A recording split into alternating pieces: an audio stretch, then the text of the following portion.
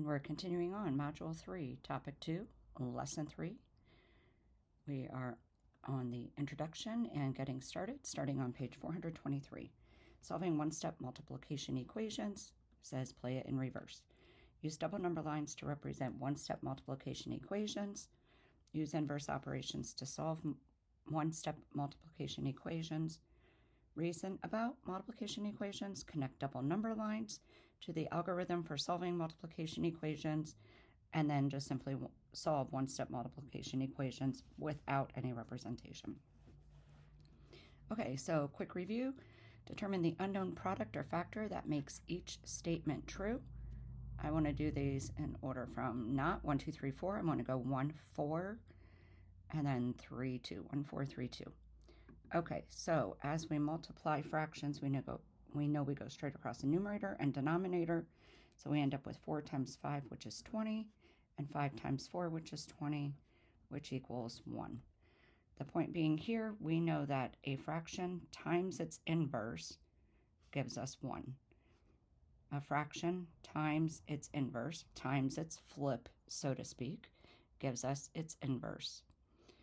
So if we did number 4, we have 1/12 times, remember this 12 is over a 1. So I'm seeing a fraction times its inverse. So it should be 1. Let's check. 1 times 12 is 12. 12 times 1 is 12. And 12 over 12 equals 1. Okay, with that in mind, what would we multiply 23/7 by to get 1? We would have to multiply by its inverse, which is 7/23. And then what would we have to multiply 5 by to get 1? We would have to multiply 5, which is over 1, by its inverse, which is 1/5. We would have 5 in the numerator, because it's 5 times 1, and 1 times 5 in the denominator, which is 5, and we would get 1. All right, moving on, next page. Getting started. It says, play it again, Sam. Let me organize this. It says, consider the double number line that shows three equivalent equations. We have 2n equals 6, 4n equals 12, and 7n equals 21.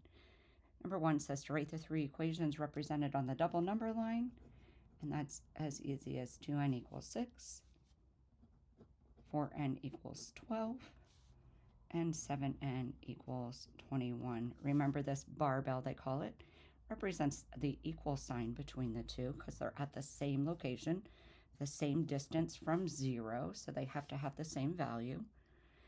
And then number 2 says, what is the value of n that makes all of the equations true?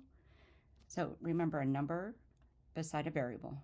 So a coefficient in front of a variable means multiplication. So what are we multiplying 2 by to get 6? What are we multiplying 4 by to get 12? And 7 by to get 21? And it's the same number for all of them. And you've probably already written it down. N equals 3. The value that makes them true is 3. 2 times 3 is 6. 4 times 3 is 12. 7 times 3 is 21. Number 3 says, how can you check that the value determined in question 2 makes all the equations true? So you can substitute 3 in for n and solve. And I already talked us through that, but we can certainly write it. 2 times 3 equals 6. This is where the n was, right? We had started with 2n equals 6. So see how the n and the 3 are in the same location. So 2 times 3 is 6. So 6 does equal 6. That checks out. We had 4n equals 12. So 4 times 3 equals 12. 4 times 3 is 12. 12 equals 12. That checks. And then we had 7n equals 21. So 7 times 3 equals 21. 7 times 3 is in fact 21.